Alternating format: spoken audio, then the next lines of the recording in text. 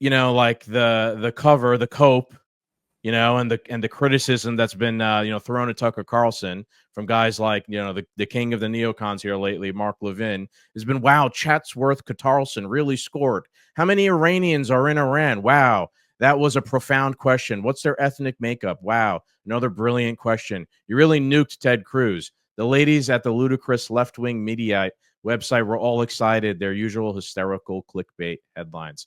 Keep at it.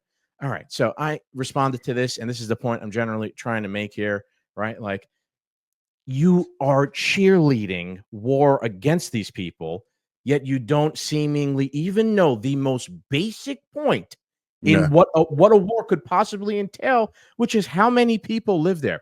Quick story. When I was 9, right, my grandma had an almanac in her like bookcase. And I used to read the almanac all the time. And in the almanac, it said like the population of all the different countries in the world at the time. This is in like early 2000s or something like that. Actually, right around the time of 9/11 and all this stuff.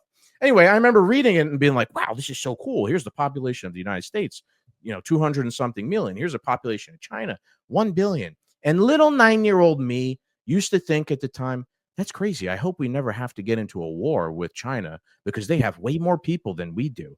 And it probably wouldn't good. So 9-year-old fucking me understood the most basic concept of war, which is how many people do you got and how many people do we got? And if you're going to advocate for Israel forget about even America, Israel going to war with Iran. Israel only has 9 million people live in Israel. 90 million people live in Iran, right? So on its face, like that needs to be taken into account before we actually go and do this, right?